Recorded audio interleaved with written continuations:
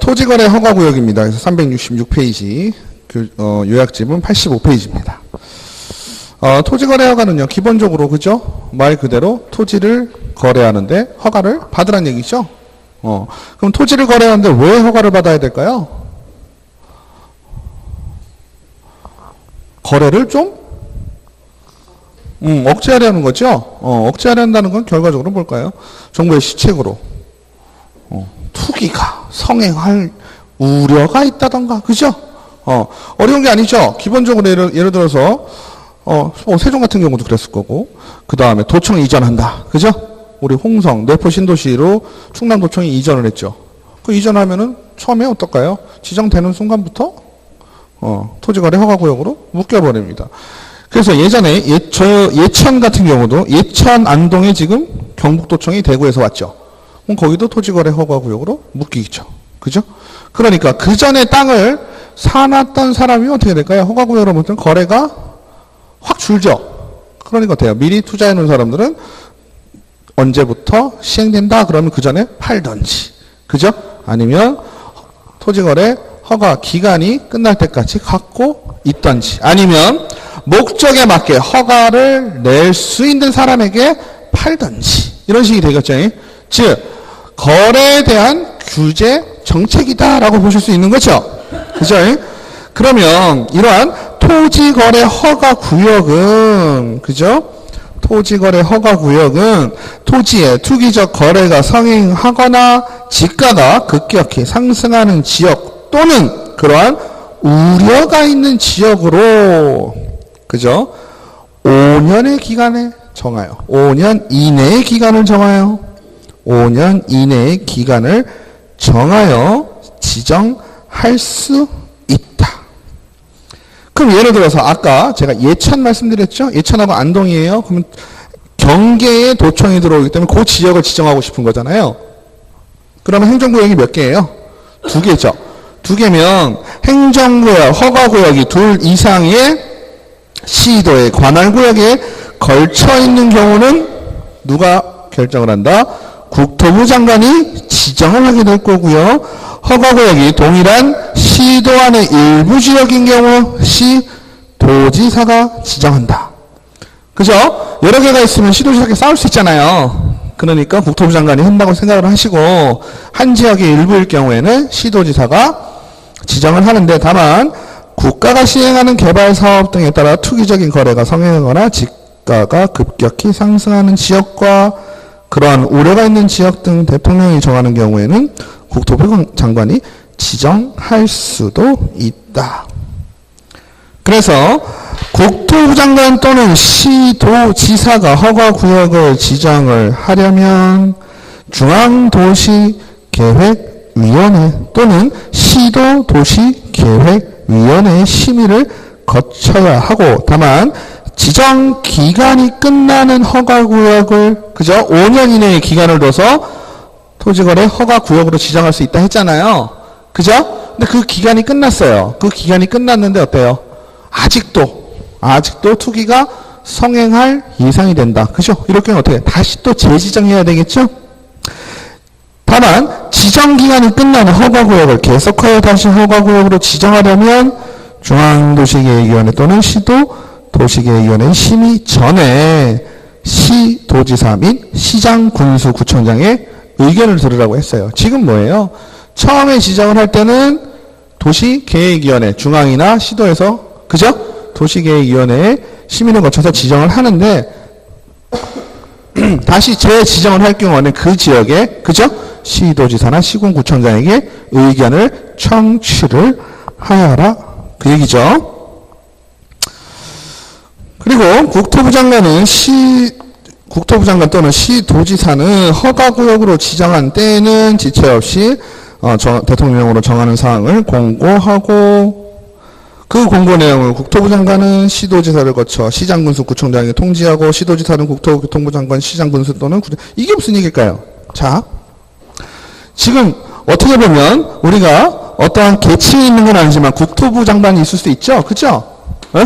국토부 장관이 있을 수 있고, 시도지사가 있을 수 있고, 시군, 구가 이렇게 있는 거잖아요. 맞죠? 그러면 지금 토지거래 허가구역은 누가 지정한다 그랬어요? 둘 이상의 경우. 그죠? 둘 이상 행정구역이다. 이럴 경우에는 국토부 장관이 지정을 한다 그랬고, 시도의 일부일 경우는 시도지사. 그죠? 예외적으로 국토부 장관이 할 수 있다 했잖아요. 그죠? 그러면 국토부 장관은 중앙도시계획위원회에서 하고, 여기는 시도 도시계획위원회에서 지정을 한다라고 했죠. 그러면 여기에서 지정이 된 상황이라면 여기를 거쳐서 밑에다가 얘기를 해야 되겠죠. 실질적으로는 행정구역상으로는 시군구가 걸리잖아요. 맞죠? 그럼 여기도 알아야 될 거 아니에요. 지금 우리 동네가 토지거래 허가구역으로 묶인 거 아니에요. 쉽게 얘기하면. 맞죠? 시도지사가 결정을 했다. 그럼 어떻게 될까요? 국토부 장관에게도 얘기해야 되고 밑에도 얘기를 해야 되겠죠? 맞나요? 그 다음에 지정을 여기서 했는데, 그죠? 여기서 재지정한다. 재지정한다 그러면 어떻게 해야 돼요? 재지정할 경우 시도 시군구의 의견을 청취하라라고 했죠? 여기서 지정하면 어떨까요? 의견 청취해야 되겠죠? 여기 레벨에서는 어때요? 자기네들이 정한 거니까 국토부 장관에게 의견 청취할 필요가 없는 거죠. 자기가 정한 거니까. 여기서 정했을 때는 시군구의 의견을 청취해라. 재지정일 경우. 그죠? 재지정. 그 얘기죠.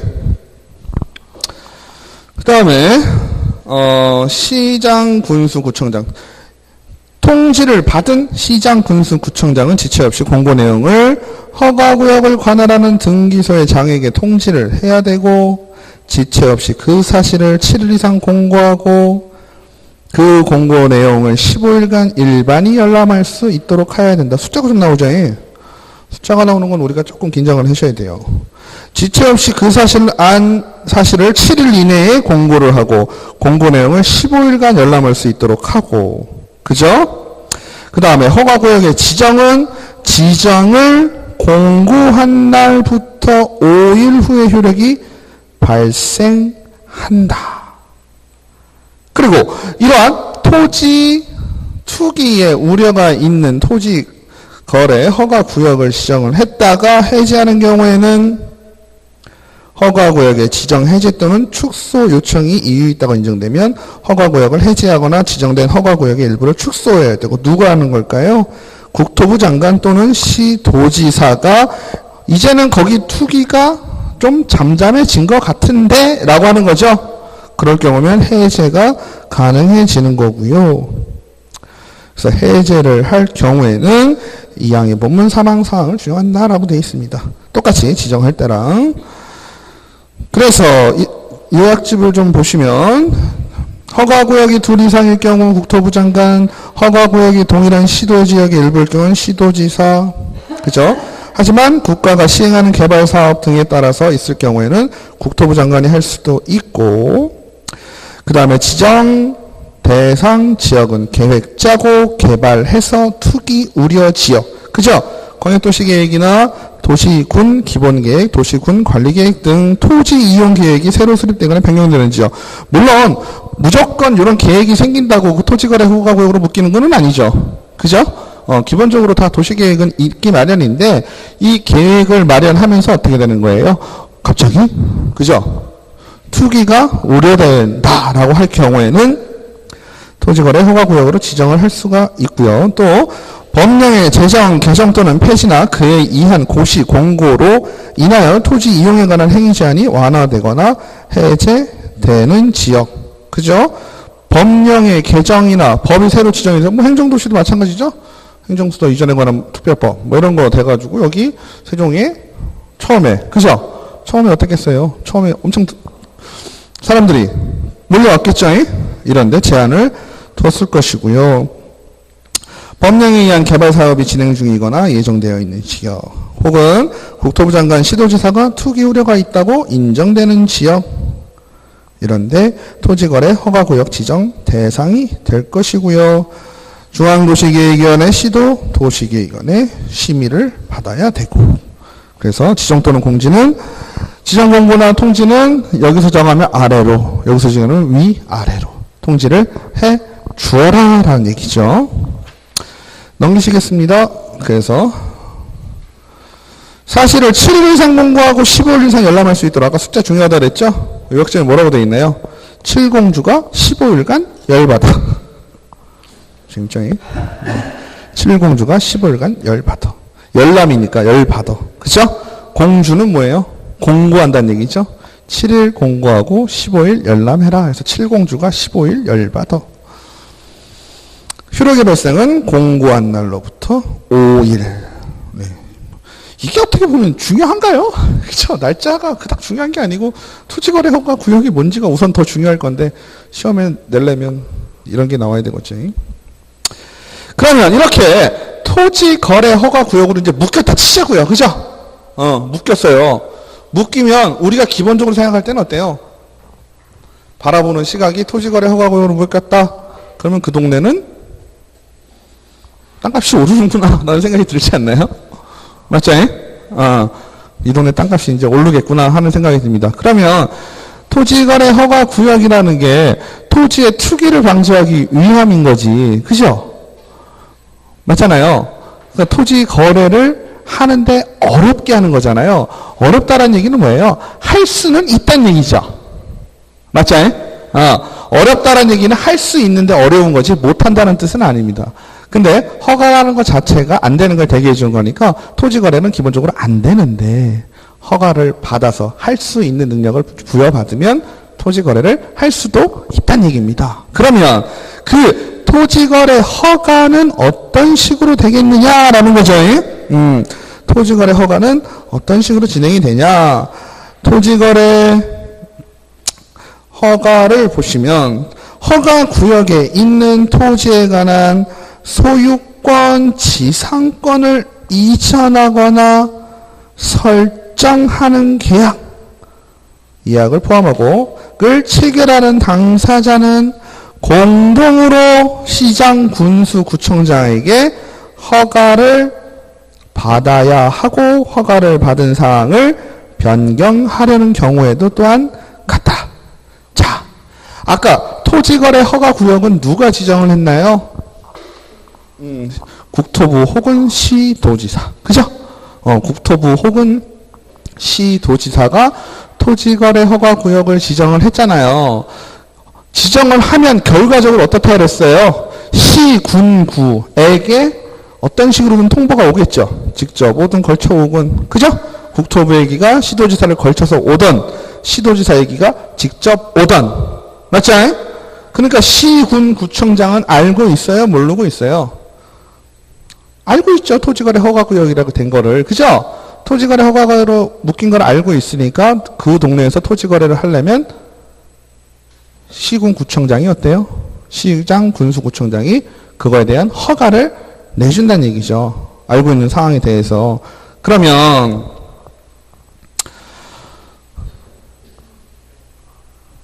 시장, 군수, 구청장은 허가를 해주거나 허가받은 사항을 변경을 해주는데 경제 및 지가 동향과 거래 단위 면적 등을 종합적으로 고려하여 대통령으로 정하는 용도별 면적 이하에 대한 토지의 토지 거래 계약에 관해서는 허가가 필요하지 않다라고 했습니다. 이거는 무슨 얘기일까요?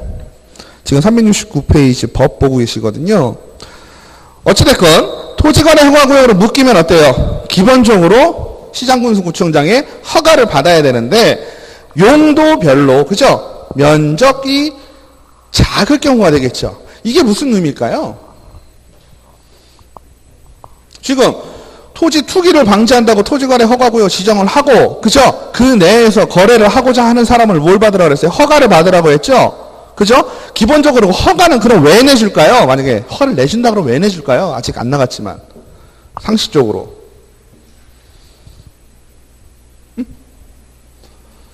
그 용도에 맞게 투기 목적이 아니란 뜻이 되겠죠. 맞죠? 토지거래 허가를 토지거래 허가 구역을 지정하는 이유는 투기를 방지하기 위함이잖아요. 근데 누군가 와서 나는 투기를 하려고 하는 게 아니라 나는 원래 목적대로 사용할 수도 있겠죠. 사람이 경제생활을 하는데 세상의 경제생활이 돌아가면서 필요하죠. 당연히. 무조건적인 토지거래를 제한하는 건 아니란 얘기죠. 근데 투기의 목적으로 봤을 때, 그죠? 면적이 작은 것 같고 투기가 다 다 잘라가지고, 예를 들어서 주거지역은 얼마예요? 180제곱미터예요. 그러면, 180제곱미터면 약 몇 평이에요? 50평이죠? 50평짜리 뭐 수십 개 사가지고 투기할까요? 그런 개념 아니라고 보는 거죠. 예. 그죠? 50평 정도면 내가 그냥 실제로 살려고 한다. 뭐 이런 개념으로 본다는 거예요. 그러니까 일정한 면적 기준을 두어서 그 면적 이하의 토지 거래에 대해서는 허가를 하지 아니하고도 살 수 있다는 얘기죠. 그래서 주거지역은 180, 상어지역은 200, 공업지역은 660, 녹지지역은 100, 미지정구역은 90 이렇게 나오게 되겠죠. 그래서 1항에 따른 허가를 받으려는 자는 허가 신청서의 계약 내용과 그 토지의 이용 계획, 그죠? 그 토지를 앞으로 어떻게 이용을 할 것인지, 자금은 어떻게 마련을 할 것인지를 적어서 시장군수군청장에게 제출을 하고, 이 경우 토지 이용 계획이나 취득자금 조달 계획 등에 포함되어야 될 사항은 국토부령으로 정할 것입니다. 그죠? 그 다음에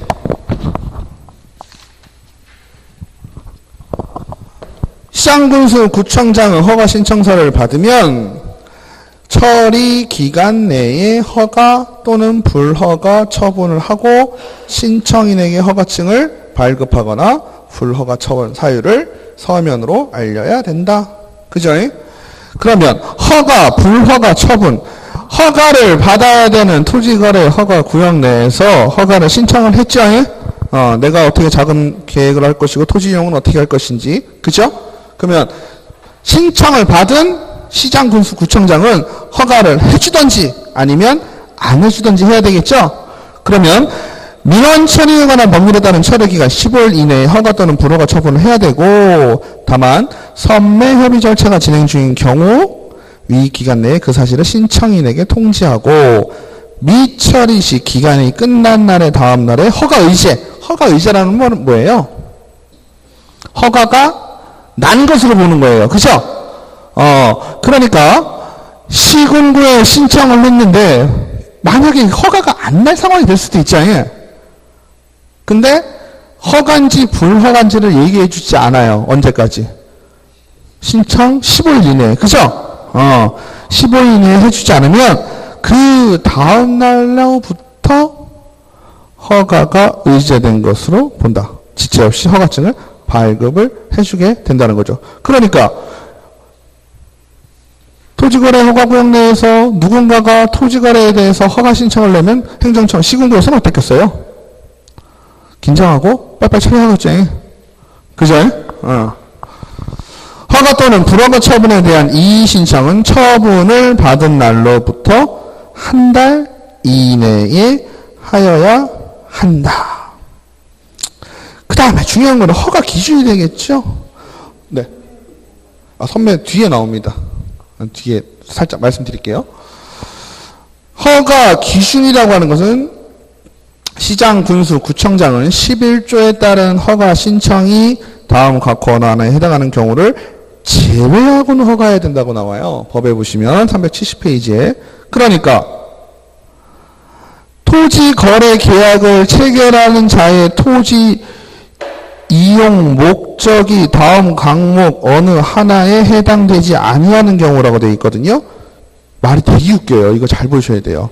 근데 그 위에는 뭐가 돼요? 허가 기준에 보면 뭐라고 나오나요? 시장, 군수, 구청장은 11조에 따른 허가 신청이 다음 각 호 어느 하나에 해당되는 경우를 제외하고는 허가를 해야 된대. 그러면 다음 각 호의 어느 하나에 제외하는 경우를, 그죠? 제외하는 경우, 제외하고는 허가를 하여야 한다는 얘기죠. 근데 1번에는 뭐라고 나왔어요? 다음 항목 어느 하나에 해당되지 아니하는 경우를 제외하고는 허가를 해야 되는 거예요. 부정이 부정이에요. 맞죠? 그거 쉽게 생각하시면 어떻게 되는 거예요? 다음 항목 어느 하나에 해당되는 경우에는 어떻게 해야 된다? 허가를 해야 된다는 얘기예요. 아시겠죠? 이게 지금 교재를 보시면 헷갈리시지 않아요? 아니에요? 전혀 안 헷갈리세요? 내용을 보니까 뭔 말인지는 아시겠죠? 네, 밑에 거 그냥 쉽게 어떻게 하시면 돼요? 그냥 이러한 경우, 그죠? 요러한 1번 같은 경우는요. 요러한 경우에는 허가를 해주란 얘기예요. 맞죠? 아닌가요? 맞죠? 12조에는 제외하고 허가해야 되고 1번은 어떻게 해요? 해당되지 아니하는 경우에 허가를 해야 되는 거잖아요. 그러니까 아니하는 경우 제외하고 허가라는 얘기예요. 맞아요? 부정이 부정이잖아요. 그러니까 결론은 뭐예요? 이러한 경우에는 허가를 해주란 얘기죠? 맞죠? 그래서 가부터는 어떻게 허가를 해주는 기준입니다. 자기의 거주형 주택 용지로 이용하는 경우. 그죠? 내가 땅 사서 뭐 할 거예요, 지금? 땅 사서 집 짓고 내가 살 거죠. 아까 토지거래 허가 신청할 때 이용 계획이라는 게 들어가겠죠? 그럼 나는 이 땅을 사서 어떻게 집을 짓고 내가 살 거야 라고 하는 거죠.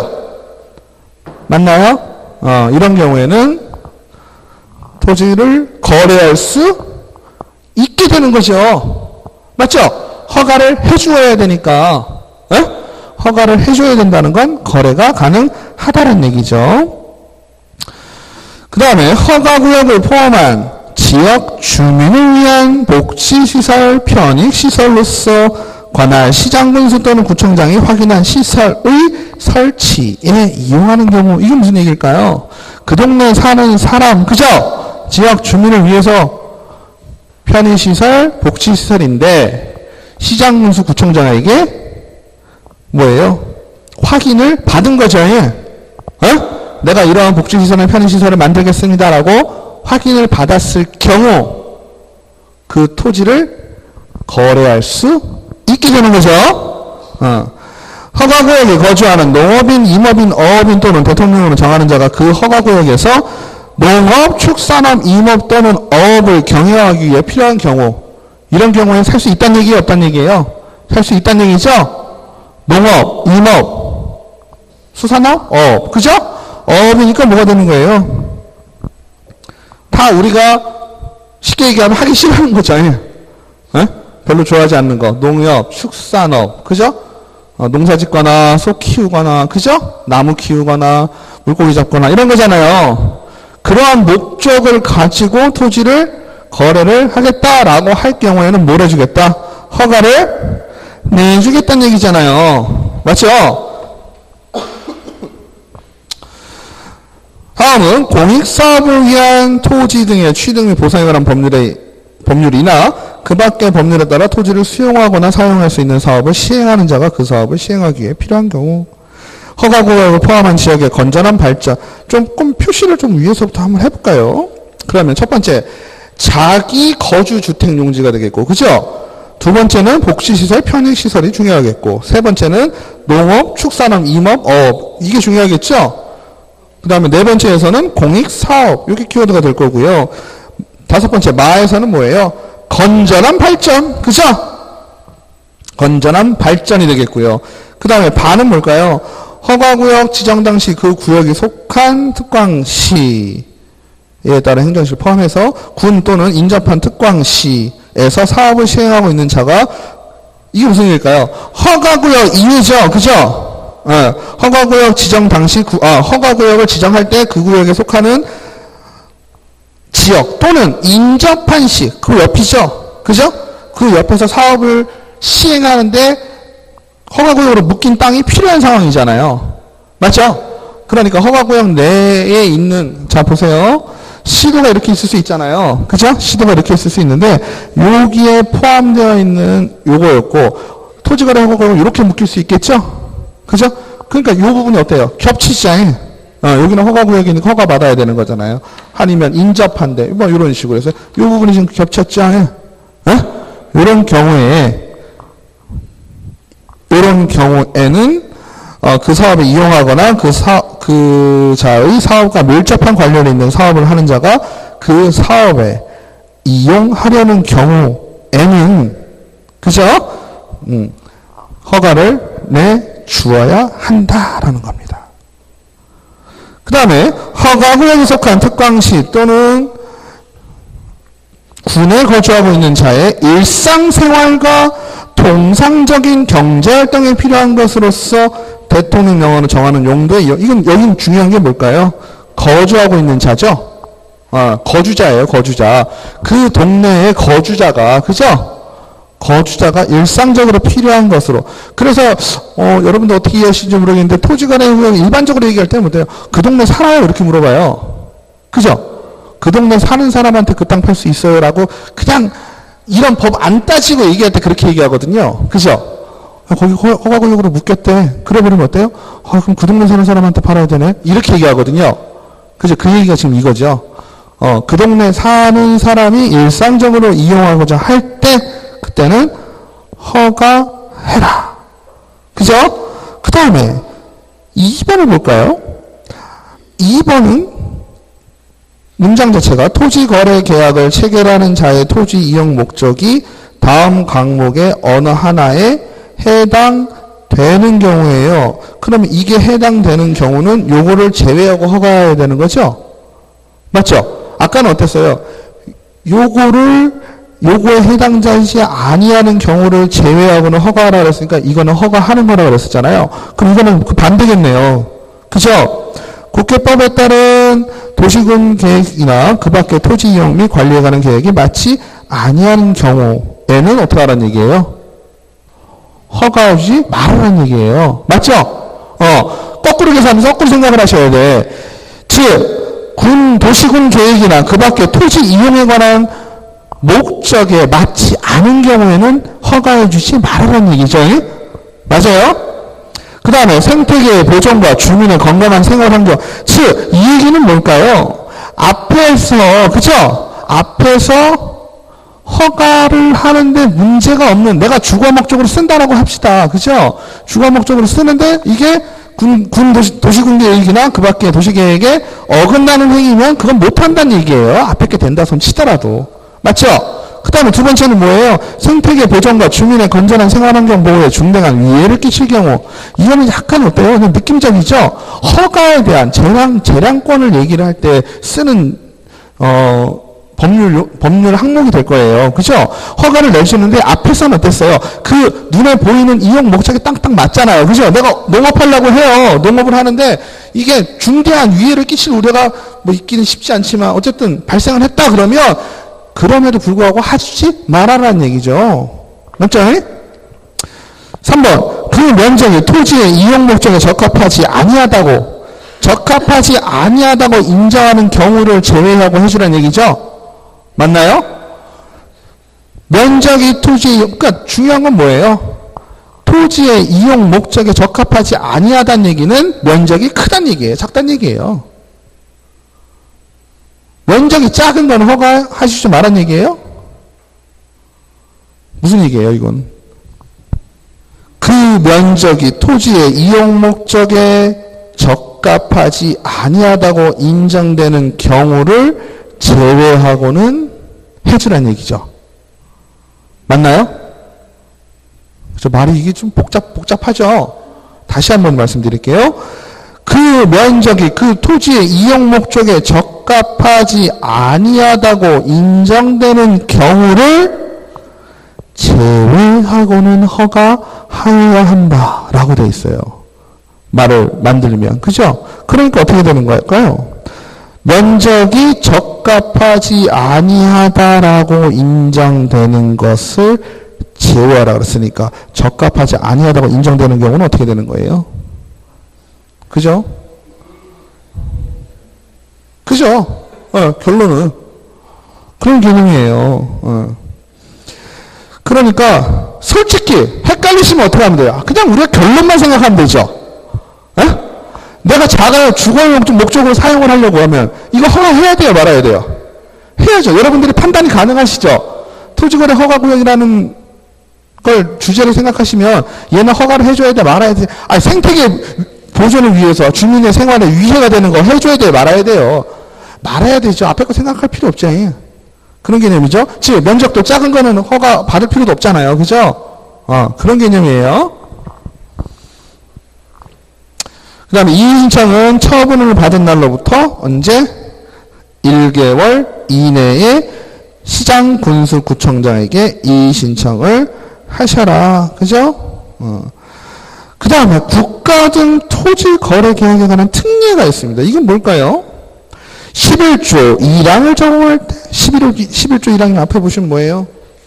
11조 1항이면 허가구역에 있는 사람은 허가를 받아야 된다라는 거죠? 에? 1항에도 불구하고 1항을 적용할 때 당사자 한쪽이 또는 양쪽이 국가, 지방자치 아니면 토지주택공사 LH죠. 그 밖에 대통령을 정하는 공공기관이나 공공단체인 경우에는 그 기관의 장이 시장군수 또는 구청장과 협의할 수 있고 그 협의가 성립된 때는 토지거래 허가를 받은 것으로 본다. 이건 무슨 얘기일까요? 일반 주민이 토지거래를 하려면 어떻게 해라? 허가를 받으라고 했잖아요. 근데 같은 공공기관이잖아요. 물론 이게 따지면 뭐 레벨도 있고 다 그렇겠지만 그죠? LH공사라고 했을 경우에는 어떠란 얘기예요? LH공사가 허가를 신청하지 않는 거예요. 그죠? 허가 신청을 하는 것이 아니고 뭐 하란 얘기예요? 동등한 관계에서 협의하란 얘기죠. 왜? 너도 국가기관, 나도 국가기관으로 봐주는 거죠. LH공사 같은 경우는. 이해되시죠? 그럴 경우는 허가라는 것이 아니라 국가기관은 협의를 하시고 협의가 되면 뭐다? 허가를 받은 것으로 본다. 그 다음에 공익사업을 위한 토지 등의 취득 및 보상에 관한 법률에 따른 토지의 수용이나 아니면 경매나 그 밖에 대통령이 정하는 경우에는 어떻게 한다? 허가를 받지 아니해도 된다.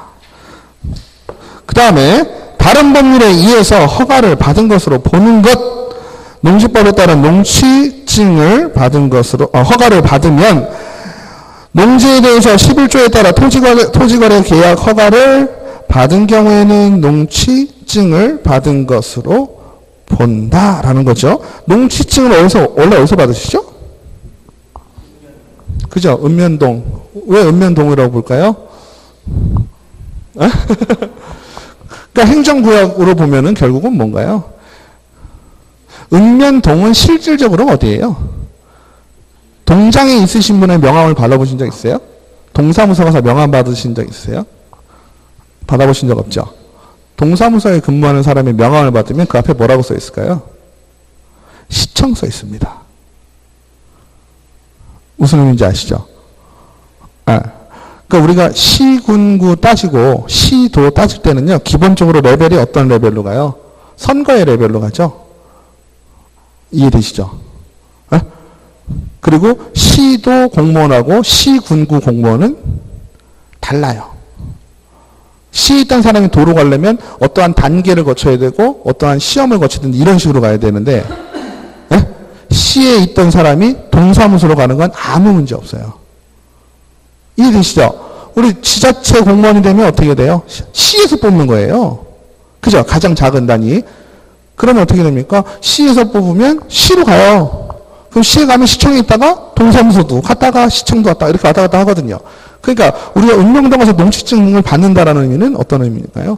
시군구에서 받았다는 의미와 같이 볼 수 있어요. 그죠? 우리가 이제 현실 생활에서 본다면, 그죠? 그러면 농취증은 시군구에서 받고요. 우리 농업 경영체 등록은 어디 가서 받나요? 경영체 등록은 개념이 어때요? 농취증이라는 건 뭔가요? 내가 농지를 취득할 수 있는 자격을 증명을 해주는 거예요. 누가?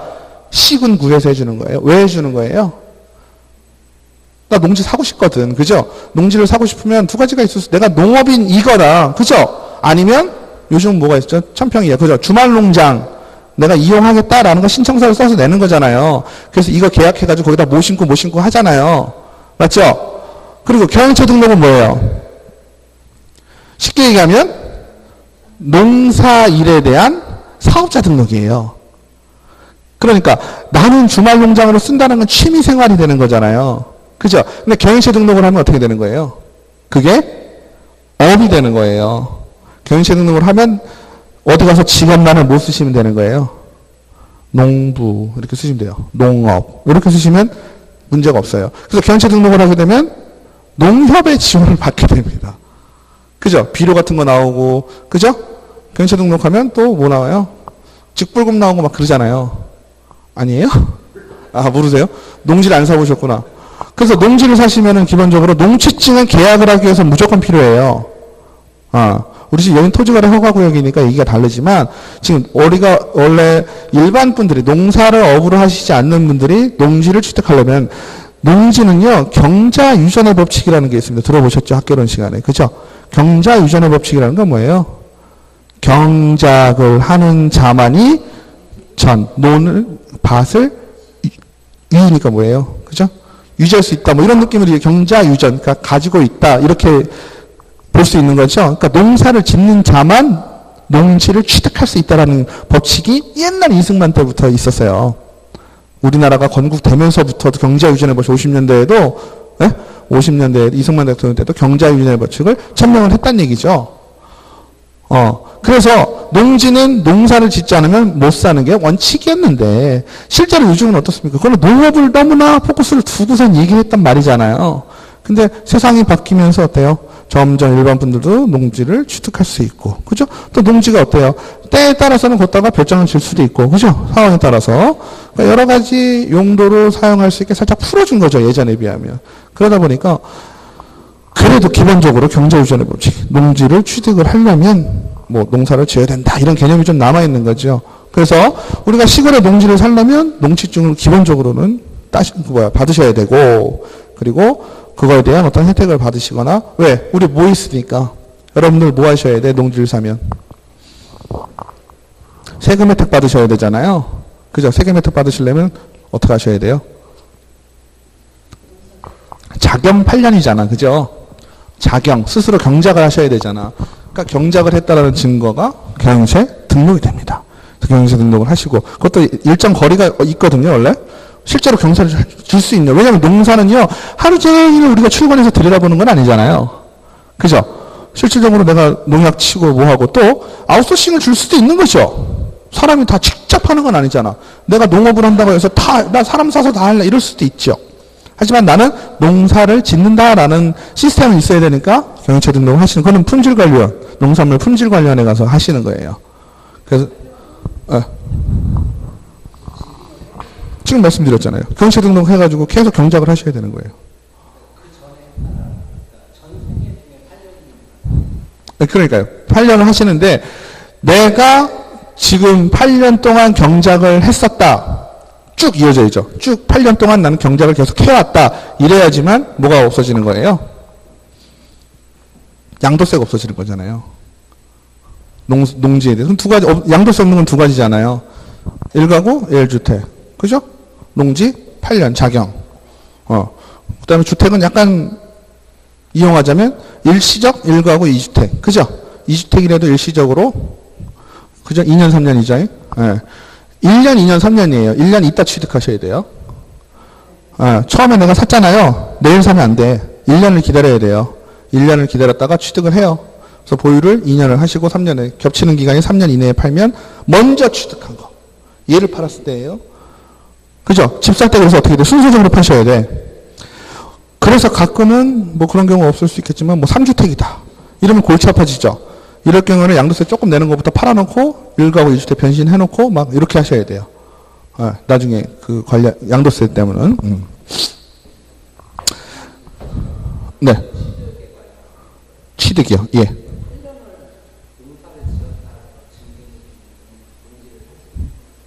아니요. 취득에는 문제가 없어요. 취득은요, 면적에 따라 달라지는 거예요. 내가 농사를 짓지 않는 사람, 그죠? 경영체 등록을, 내가 농업을 갖고 있는 사람은 면적의 제한이 좀 덜하고, 내가 농사를 짓자고 일반 분들이시잖아요. 지금 다른 직업을 갖고 계시잖아요. 이런 분들은 농지 취득 제한 평수가 있고요. 근데 내가 주말 농장이나 뭐 이렇게 이용을 한다라는 개념으로 취득을 할 수가 있는 거거든요. 근데 취득을 하고 나서 경영체 등록을 하면 농부로 변신한 거 아니에요. 농부로 변신을 해서 농지를 갖고 있으면 농사를 8년 동안 내가 지으면 인정을 해준다는 거예요. 너가 그 토지의 원래의 목적대로 잘 사용을 했구나 라고 인정을 해주는 거예요. 그러면 그거는 양도세를 면제시키는 거지. 그러니까 내가 지금 땅 사서 경영체 등록하시고 8년 동안 맨날 농사 지세요. 8년 있다 팔면 양도세가 없는 거예요.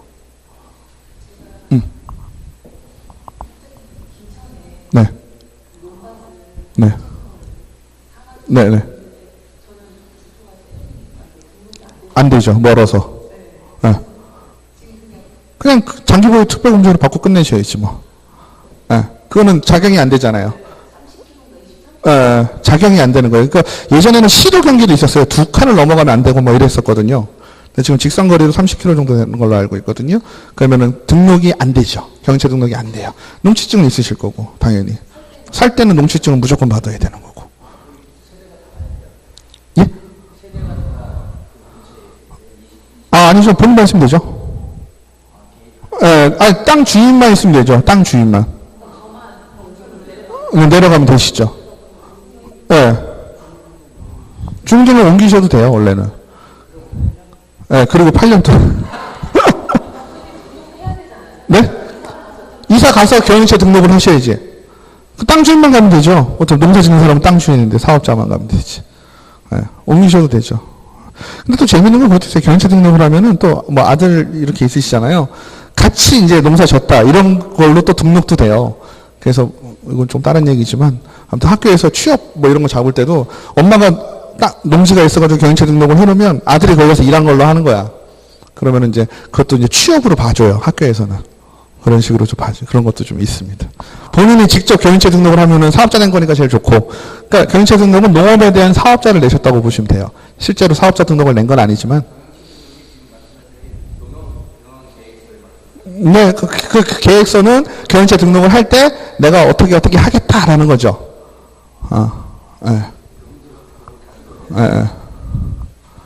그래서 그렇게 하시면 농협의 지원을 받아요. 비료도 나오고 뭐도 나오고 면세유도 나오고 그렇죠. 근데 이게 문제가 뭐냐면 보통 소작을 주시잖아요. 소작을 주면 얘기가 좀 달라져요. 소작을 주면은 소작을 줬다라고 생각을 해버리면 그 사람이 직불금을 직접 타잖아요. 그러면은 인정이 안 돼요. 자격 인정이 안 돼요. 직불금을 내가 타야 되는 거야. 말하자면 그거예요. 그러니까 여러 가지 방법이 있거든요. 또 농지를 갖고 계신 경영체 등록을 나중에 하시다 하더라도 품질관리원에 내 땅을 렌트를 내주는 거예요. 그럼 품질관리원에서 그거를 소작농을 대요. 그리고 중간에서 돈을 날 주고 아니면 소작농이 있을 경우에 내가 직접 소작농을 고용을 했잖아요. 고용을 했는데 그 사람이 왜냐면 땅을 여러 개 하게 되면 직불금을 탈 수 있거든요. 평수가 넘으면. 그럼 본인이 직접 탑버리면 어떻게 돼요? 나는 자격 인정을 못 받아요. 근데 여러분 보통은 어떠시냐면 그 소작농에게 뭘 받냐면 나중에 쌀로 받으시거든. 그죠? 한 바지기에 반 가마 정도 나오나? 그럴 거예요. 그러면은 맞아요. 그거를 내가 쌀로 받는데 직불금 타지 마세요라고 하면 자경으로 봐주고 직불금은 직접 경작을 짓는 사람에게 지원해주는 혜택이거든요. 그러니까 솔직히 저 같은 경우는 직불금 타주지 마시고 저 쌀 없어도 돼요. 이런 분위기예요. 저도 여기 조그만 거 한 600평, 700평 있는데 그냥 안 해요. 그냥 쌀 안 받아도 좋으니까 아니면 반만 줘도 좋으니까 3분의 1만 줘도 좋으니까 직불금 그렇게 크진 않거든요. 아주 많진 않거든요. 그러니까 쌀을 주지 마시고 직불금 타지 말아주세요 라고 얘기를 해요. 그러면은 자경으로 인정이 되겠죠. 네? 자경으로 인정되는 게 좋죠. 근데 그분들은 직불금을 타려고 하겠죠. 그 돈이 나오니까. 말씀드렸잖아요. 자경을 해야지 양도세를 안 낸다니까. 양도세가요 생각보다 클 수 있어요. 살다 보면. 그죠? 1억에 샀는데 2억 됐어요. 5년 만에. 그러면은 30%는 20%, 30% 내셔야 될걸요? 2, 3천만 원 내셔야 되는데. 그죠? 안 내시는 게 좋죠. 네. 재산세도 참 재밌는 게 뭐냐면요. 아주 아이디얼하게 이상적으로 생각하면 부동산을 딱 얘기할 때요. 우리나라의 가장 큰 문제는 부동산의 목적대로 사용하고자 않다라는 게 가장 문제거든요.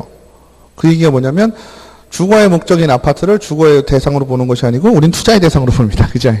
살았다가 얼마나 팔까? 상가 직접 사용하려는 것보다는 어때요? 렌트 임대해주고 그죠? 수익의 목적을 보잖아요. 재산세 같은 경우도 그런 게 좀 있어가지고 뭐가 있냐면 재산세도 토지 이용을 할 때 그 목적대로 사용을 하냐 안 하냐에 따라서 재산세의 규모가 달라져요. 재산세가 달라져요. 예를 들어서 이런 상가부지 같은 데 가끔 보면 그런 거 있잖아요. 공용주차장이 아닌데 무료로 주차하십시오라고 써있는 거 보신 적 있어요? 시내에서. 그런 데도 많고. 거기 그래요?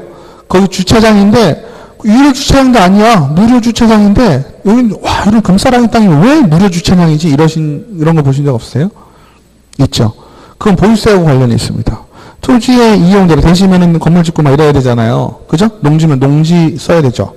네? 근데 농지를 농지대로 농업에 쓰지 않고 대지를 이용 목적에 맞게 사용하지 않으면 보유세가 확 올라갑니다. 보유세가 재산세장이. 그래가지고 어떻게 할까요? 공익을 위해서 쓰면 이용 목적대로 쓴 걸로 봐줘요. 그 시청에다 신청합니다. 대전에 가서도요, 대전에 둔산동 시청역 7번 출구 나오시면 다 빌딩 숲일 거 아니에요? 근데 중간에 벙찌개 주차장이 있어요. 근데 무료예요. 주차장이 무료야. 대전 200평 되거든요. 상가 짓기 딱 좋은데, 왜 무료지? 하면 땅 주인이 개발 안 하는 거예요. 20년이 넘게. 딱 거기 한 자리 딱 있어요. 네? 둔산동이요? 무역회관이 어디예요?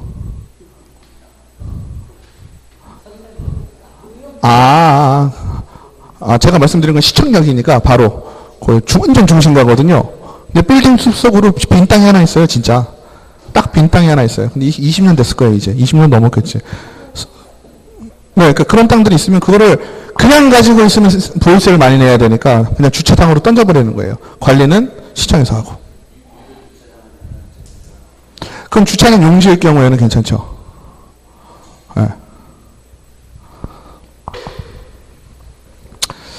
그 다음에 어디까지 갔죠? 네. 그래서 농취증 얘기하다가 또 다른 얘기 많이 나왔죠.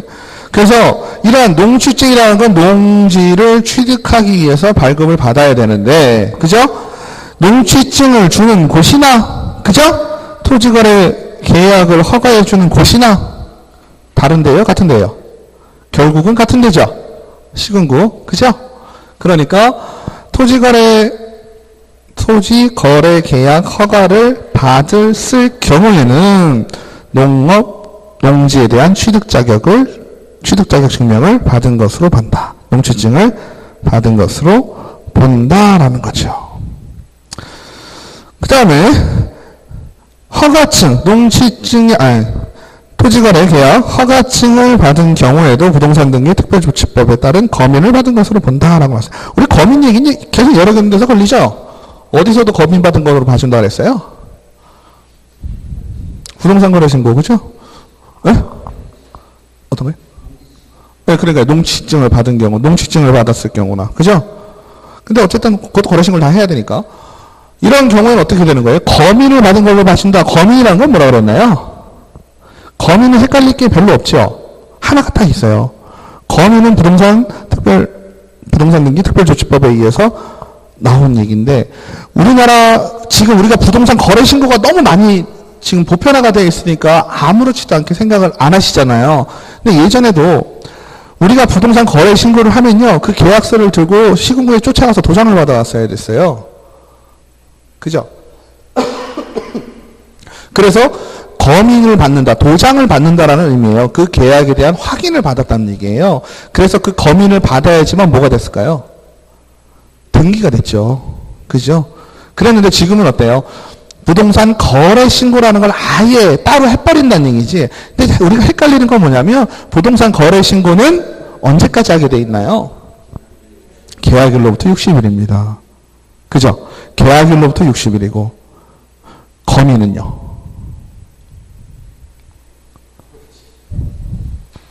잔금으로부터 60일입니다. 잔금. 계약 자체가 완성이 됐을 때. 근데 충분히 그럴 수밖에 없는 이유가 있어요. 왜 그럴까요? 검인이라는 거는 그 계약이 완성이 되었다라는 의미에서 해석이 되는 거예요. 그죠?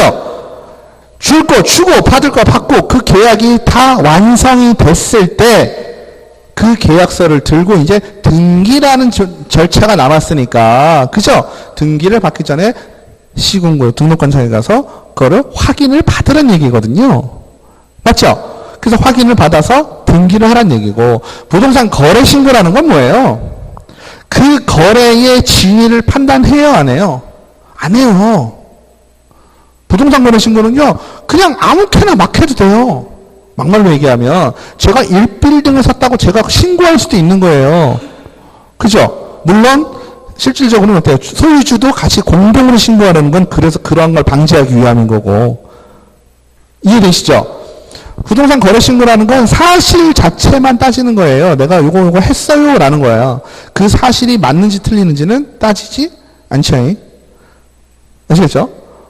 계약서를 넣는 것도 없고요. 그냥 저거예요. 확인만 하면 내가 데이터만 넣으면 되는 거예요. 신고서 작성해가지고. 아시겠죠? 근데 부동산 거래 신고가 보편화가 되다 보니까 부동산 거래 신고를 뭐 가짜라거나 이러진 않을 거 아니에요. 그러니까 부동산 거래 신고를 하게 되면 우리 검인 의제를 받은 걸로, 검인을 받은 것으로 본다. 검인 의제를 해준다라고 했었잖아요. 맞죠? 그러면 얘 같은 경우는 어때요? 얘 같은 경우도 실제로 내가 거래를 하려는 것보다 더 타이트하게 신고를 해버렸죠. 나 돈은 어디서 갖고 올 거고 앞으로 어떻게 쓸 거고 이런 내용 다 넣었을 거 아니에요. 어떤 식으로 누구누구와 계약을 할 거고 이런 내용 신고서 작성해서 했을 거 아니에요. 그러니까 검인한 거보다 어때요? 더 많은 정보를 지금 등록 신고관청에다가 주었잖아요. 그러니까 이런 경우 검인을 받은 것으로 본다. 검인 의제를 해준다라는 얘기죠. 자, 그 다음에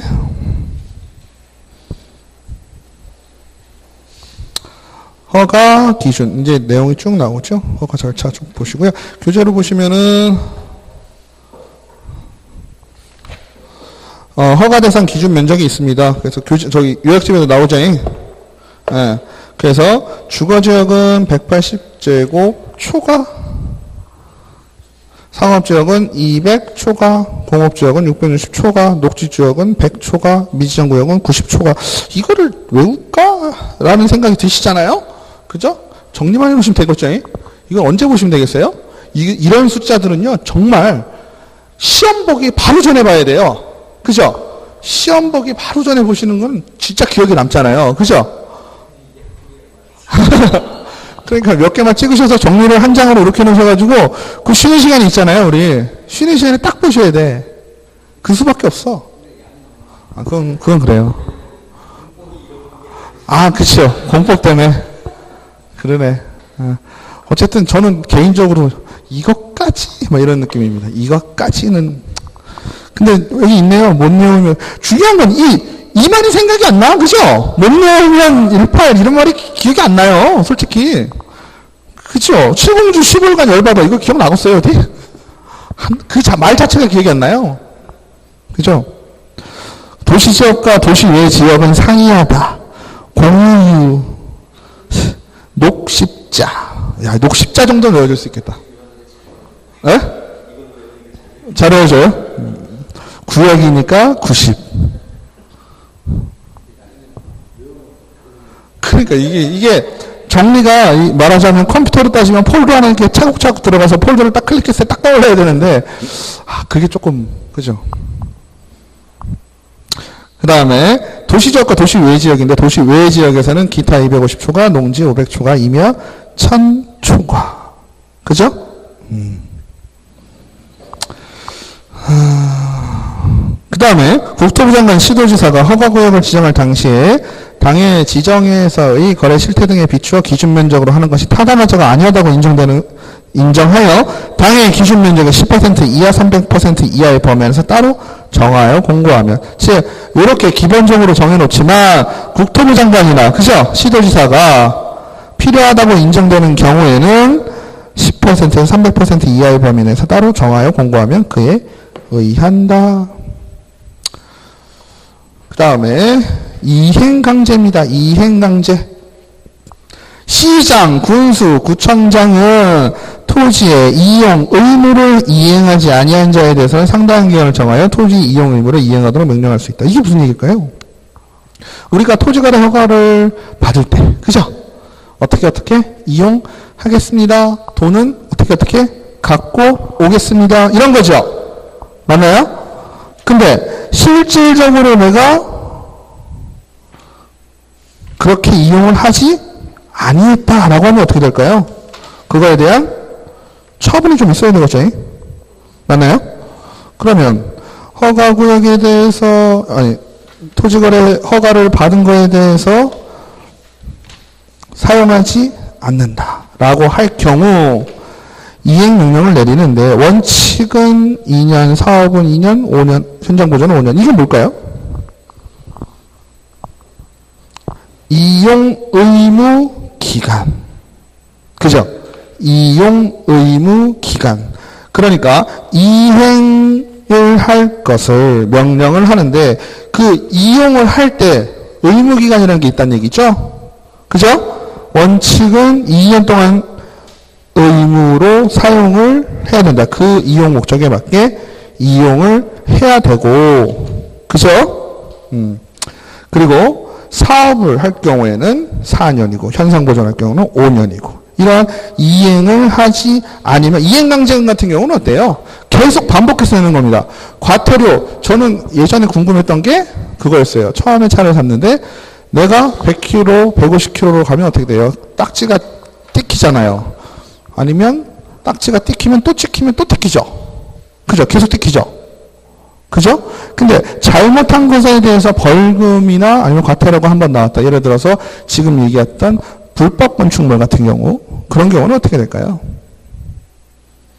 예를 들어서 불법 건축물이다. 한번 지어지면 어때요? 네? 5년요?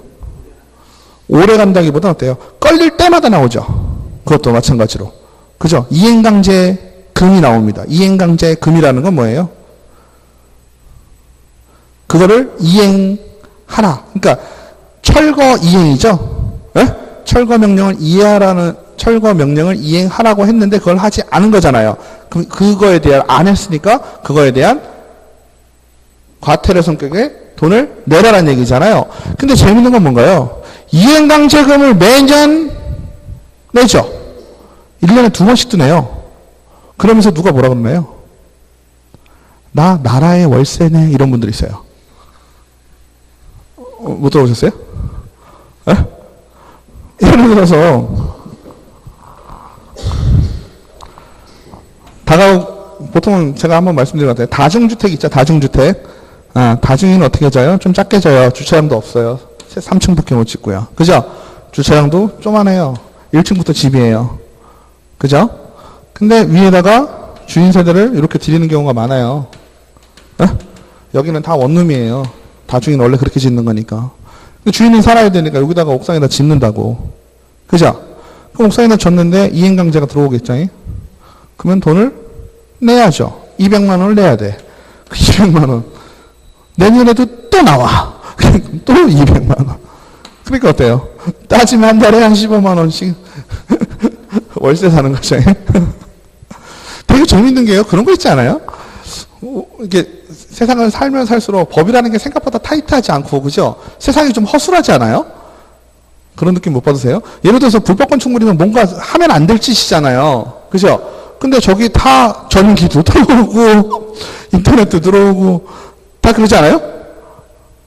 그죠? 불법 건축물이면 뭔가 어떤 시스템ati하게 한꺼번에 뭔가 다 되지 말아야 되잖아요. 그죠? 근데 실제로는 전기도 들어오고 전화도 들어와요. 그죠? 인터넷도 들어오고 다 들어와요. 사는데 전혀 지장이 없죠. 근데 불법 건축물이니까 따질 건 어디예요? 허가관청이죠. 건축 허가를 주는 관청. 그 허가관청에서는 계속 이행강제금 내면 200만 원씩 내고 계속 평생 살아도 돼요. 네, 15, 16만 원 내고 사는 거예요. 매매도 되죠. 매매 될 때 어떨까요? 더 웃긴 건 뭐예요? 공인중개사는 뭐라 그래야 돼요? 네? 공인중개사는 뭐라 그래야 돼요? 개업공인중개사는 불법 건축물 중개 전혀 문제 없어요. 그죠? 그것도 웃겨. 우리 법에서도. 그죠? 미등기 건물, 불법 건축물 상관 있어요, 없어요? 전혀 없어요. 다만 뭐 하셔라? 알리기만 해라. 이거 불법 건축물이에요. 라고만 얘기를 해라. 그죠? 건축물 대장에 불법 건축물 있다고 나오는 경우도 있어요. 그죠? 1층, 2층, 3층 슬라브, 철근 콘크리트 구조, 1층, 2층, 3층 면적 쫙쫙 나오고, 규정 넘기면 불법 건축물, 옥상, 면적까지도 나오는 경우가 있어요. 근데 우리는 그 부분에 대해서 어때요? 중개 대상물에 쓰게 돼 있죠. 위반사항, 그죠? 위반사항 나와요. 그러면 그거 쓰면 돼요, 우리는. 그거 판단은 누가 하는 거니까? 거래 당사자가 하는 거니까. 그죠? 그러니까 참 그런 거 보면 가끔은 너무 허술한가. 왜냐면 어렸을 때는, 그죠? 뭔가 위반을 하면 세상이 안 될 것 같고 막 이런 느낌이잖아요. 근데, 뭐 얼마 안 나오더라고요. 그래서, 너 어디 살아? 그러면, 나라에 월세 내고 살아. 이래요. 나라에 월세 내고 사신다. 그래. 그래서, 이행강제하면이라는 건 1년에 여기서는 한 번씩, 두 번 나오는 경우도 있어요. 네. 어쨌든, 이 부분에 대해서는 이행강제가 1년에 한 번씩 명령이 이행될 때까지 반복하여 이행강제금을 부과, 징수할 수 있다. 토지 취득가액의 10% 범위 내에서예요. 그죠? 1억이라면 1,000만 원 내에서. 그죠? 그 다음에 부과 정지는 이용 의무 기간이 지나면 이행강제는 부과할 수 없다. 이건 당연하겠죠. 왜 그럴까요? 지금 이거는 토지거래 허가 구역이잖아요. 그 얘기는 뭐예요? 토지 거래를 하지 말아라. 왜? 투기 목적으로는 쓰지 말아라는 얘기죠. 근데 누군가는 허가를 받았어요. 어떻게 받은 거예요? 나 이러이러하게 쓸게. 법에 나와 있는 대로 정당하게 써볼게 라고 한 거죠. 근데 그거대로 사용을 안 했어요. 왜? 토지거래 허가를 해줄 때는 일정 부분 네가 얘기한 대로 이용을 할 경우, 왜? 사람이 살다 보면 그게 바뀔 수도 있잖아요. 그죠? 그러니까 의무 사용 기간이라는 게 있는데 그 의무 사용 기간을 채우지 아니하고 바꾸거나, 그죠? 목적대로 사용하지 않을 경우 이행강제금을 부과를 하겠다는 얘기죠. 근데 이용 의무 기간이 끝나면 더 이상 이행강제금을 부과할 근거가 사라지잖아요. 그죠? 이용하라는 대로 했는데 의무기간 끝나면 딴 거에도 원래 상관이 없으니까. 그죠? 그럼 이것도 어떻게 보면 나쁘게 악용을 하면 어때요? 2년 동안 월세 내고 사시겠죠? 그죠? 2년 동안 월세 내고 이용하실 거 아니에요? 이행강제 내고 두 번만 받으면 되는데. 맞죠? 그 다음에 징수는 시장군수 구출령 또는 이행명령을 받은 자가 그 명령을 이행하는 경우에는 새로운 이행강제금을 부과를 즉시 중지하고 명령을 이행하기 전에 부과된 이행강제금 징수하여야 되고 그렇게 나옵니다. 이의제기는 30일이고 이거 비슷한 게 월세 얘기하니까 나오는데 제가 건물 하나 갖고 있는데 되게 재밌는 게요. 도로 점용이라는 게 있죠. 인도 점용이 있어요. 사람 다니는 길도 도로잖아요. 도로가 이렇게 있는데 건물이 이렇게 있습니다. 그죠? 건물에 들어가려면 인도를 이용해야 돼요. 턱이 이렇게 경계석이 낮아지겠죠? 맞아요? 아시죠? 이해 안 되세요? 이거 인도예요, 인도. 실제 도로는 여기고 이만큼 큰데, 그죠? 여기가 인도예요. 근데 건물이 있어요, 건물. 그죠? 근데 건물 1층이 주차장일 거 아니에요. 차가 들어가야 되잖아. 그죠? 근데 차가 이렇게 들어갈 때 어때요? 요만큼을 어떻게 해요? 인도를 이용을 하죠. 그죠? 그럼 이거 돈 낼까요?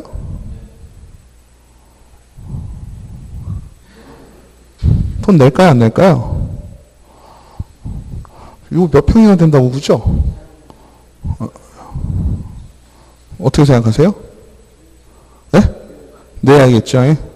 냅니다. 억울하죠? 안 억울한가요? 되게 억울하던데. 근데 재밌는 건 뭐냐면요. 이 건물이 주택이라면요. 면제해 줍니다. 주택이면 면제를 해줘요.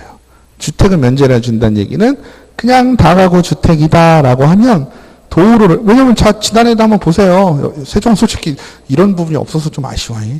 딴 동네 갔다 보시면 인도로 들어가는 집들이 생각보다 꽤 있어요. 그죠? 그 이면도로에 있는 거는 의미가 없고요. 그죠? 인도가 있으려면 조금 큰 도로가 있겠죠. 근데 은근 들어가는 원룸들 있거든요. 다가구들. 근데 재밌는 건 뭐냐면요.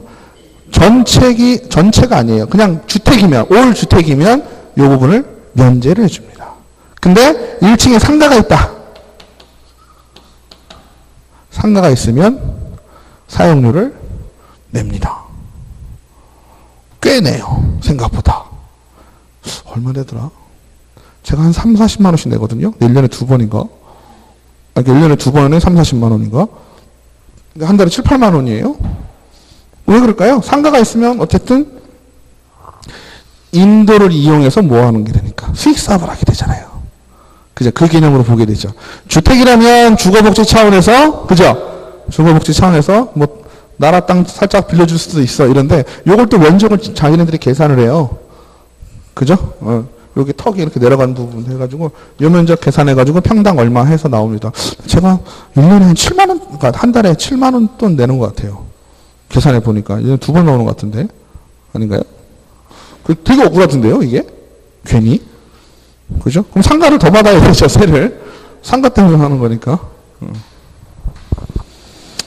그 다음에 제재. 2년에 토지 가격의 30% 벌금. 이거 되게 센 거예요. 3억짜리면 얼마예요? 9천만 원이죠. 그죠?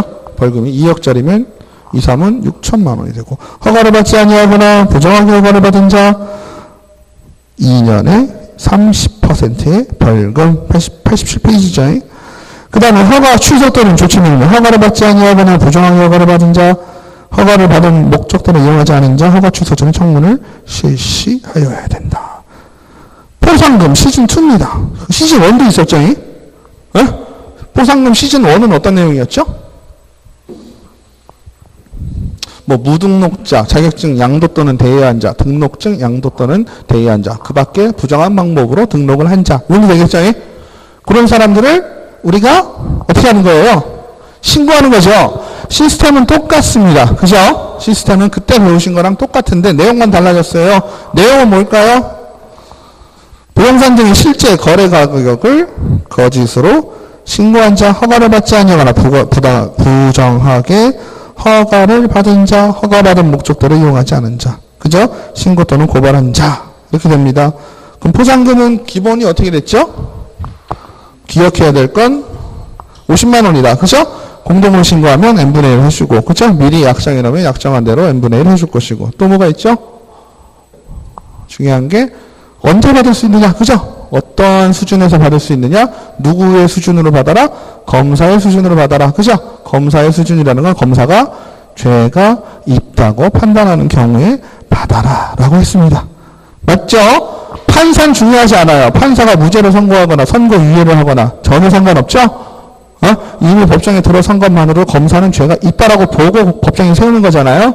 그럴 때는 우리가 받을 수 있다라는 얘기입니다. 그죠? 그다음에 포상금은 2개월이면 해야 되고. 그 다음에 선매가 나오는데 선매는 뭘까요? 아까 물어보신 선매. 규제는 있는데요. 규제를 보시면 선매제도 나옵니다. 선매제도는요.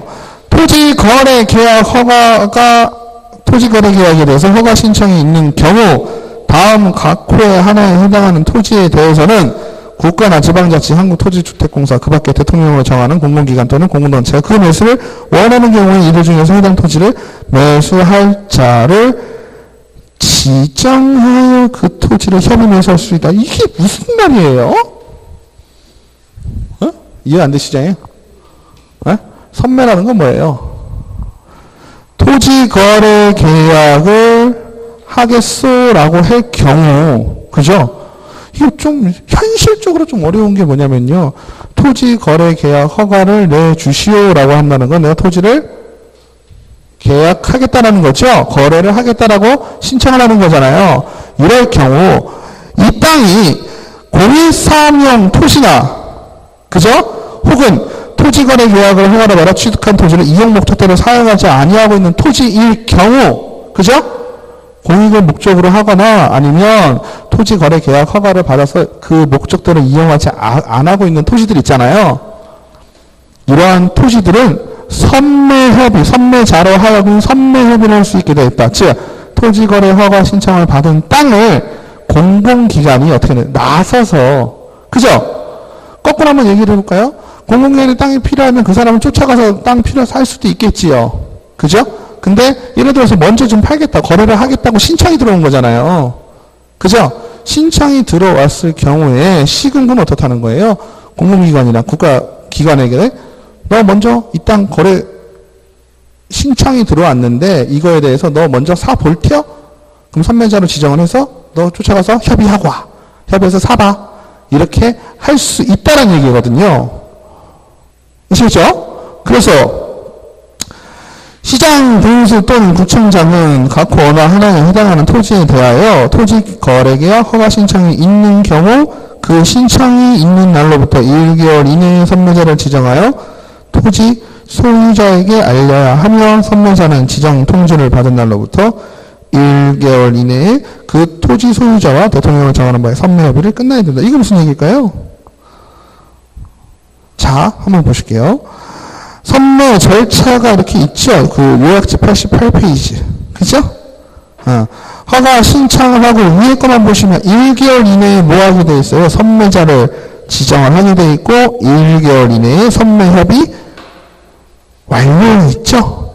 그죠? 그래서 선매 절차는 허가 신청을 하고 처리 기간 15일 동안은 어때요? 아까 15일 나왔었죠? 허가해주니 많이 이런 얘기 했었잖아요. 그죠? 선매 협의 사실을 통지해야 된다는 건 처리 기간 15일 이내에 허가 불허가를 얘기를 해줄 때 선매 협의 사실을 얘기를 해주고 1개월 이내에 선매자로 지정을 하셔. 선매할 것이다 라고 했잖아요. 그 다음에 선매자를 지정을 해줍니다. 그럼 선매자가 또 협의를 해야 되겠죠. 보름 동안. 그리고 지정을 한 날로부터 한 달이 1개월 이내에 선매 협의를 완료를 해라라는 얘기죠. 그래서 이런 선매자로서 협의가 되든지 안 되든지 어찌됐건 시장군수구청장은 선매 협의가 이루어지지 아니한 경우 지체 없이 허가 또는 불허가 여부를 결정하여 통보해야 된다. 이건 뭘까요? 1개월 이내에 선매자를 지정하고 선매 협의를 완료했잖아요. 그럼 이럴 경우에는 어떻게 되는 거예요? 되는 건데 선매가 지정이 안 됐잖아요. 그죠? 협의가 안 된 거죠? 협의가 안 됐을 때는 시장군수구청장은 허가인지 불허가인지를 바로 알려주어야 한다라는 얘기죠. 그래서 이러한 허가 신청에 대해서 불허가를 받은 자는 불허가는 거래가 안 된다는 얘기잖아요. 그죠? 그 통지를 받은 날로부터 1개월 이내에 시장군수구청장에게 해당 토지에 관한 권리의 매수를 청구할 수 있다. 이건 무슨 얘기일까요? 불허가 통지를 받았어요. 거래를 하지 말아라라는 뜻이죠. 그죠? 허가가 안 나겠다는 뜻이잖아요. 그럼 어떻게 하라는 얘기예요? 허가가 안 났을 경우, 허가가 안 났을 경우 1개월 이내에 시장군수구청장에게 너 사! 이렇게 하는 거예요. 매수 청구라는 건. 그죠? 맞나요? 그러면 선매는 뭐였어요? 선매하고 지금 매수 청구하고 차이점이 뭐예요? 선매는 허가가 있을 때, 그죠? 허가 신청을 했을 때 미리 하는 거고, 그죠? 매수 청구는 언제 하는 거예요? 불허가 통지를 받았을 때. 그죠? 그러면 이거 되게 웃긴 거예요. 선매는 어떠냐면 토지거래 계약 허가 신청을 할 때고 토지거래 허가 불허가 처분. 이거에 따라서 뭐가 달라질까요? 가격이 달라집니다. 얍삽한 거지. 어떻게 올. 그죠? 선매일 경우에는 가격이 아직 허가 안 날지 모르죠. 허가 되는 상황인 거잖아요. 쉽게 얘기하면 선매자가 합의됐다는 얘기는. 허가 자체 불허가 이 말은 안 나왔지만 선매자를 지정했다는 건 그 사람하고 해란 얘기거든요. 그럼 그럴 때 선매자 국가기관이나 LH공사에서는 협의할 때 그 매수 협의를 할 때 그 가격이 어느 정도 수준으로 지정이 되겠어요? 선매일 경우에는. 감정평가. 그죠? 이해되시죠? 감평가 기준으로 간단 말이에요. 근데 매수 청구는 불러가잖아. 그죠? 불러가니까 금액이 뭘로 기준으로 가요? 공시지가로 갑니다. 원칙이 그래요. 좀 불합리할 수 있잖아요. 하지만 허가 신청서에 기재된 금액이 공시지가보다 낮은, 이건 다른 얘기예요. 허가 신청서에 나 이거 얼마에 거래하겠어 그랬는데 그게 공시지가보다 낮을 수도 있어요. 살다 보면. 그죠? 네, 공시지가가 3.3제곱 아니 1제곱미터당 뭐 2만원이다. 그죠? 그러면 평당 한 6만 6천 되는 거잖아요. 근데 나 5만원에 팔겠어 이럴 경우 있잖아요. 그러면 매수 신청을 했는데 그죠? 국가기관이 바보도 아니잖아요. 얘 지금 5만원에 팔려는 걸 뻔히 아는데 불허가 처분 냈잖아요. 그러니까 이거 네가 나가 그럼 5만원에 사 이렇게 이게 되는 거잖아요. 근데 알고 보니까 공시지가가 6만원이야. 아니 공시지가가 6만 6천원이야. 그죠? 그러면은 국가에서 그죠? 5만 원에 팔려고 하는 사람은 땅을 6만 6천에 사주진 않을 거 아니에요. 무슨 얘기인지 아시죠? 그러니까 A라는 게 뭐 더 올려준다는 개념보다는 어때요? 실제로 그 사람이 팔려고 하는 금액이 그 기준보다 낮을 경우에는 그냥 그 기준으로 산다는 얘기예요. 더 싸게 사는 거죠. 그죠? 공시가보다 싸게 살 수도 있다는 얘기를 하는 거예요. 그래서 매수자, 선매자, 국가, 지자체, 토지공사, 그 밖에 대통령이 정하는 기관 뭐 이렇게 있습니다. 그 다음에 조금 더 할까요? 예. 좀 쉬었다 할까요? 네, 좀 쉬었다가 하겠습니다.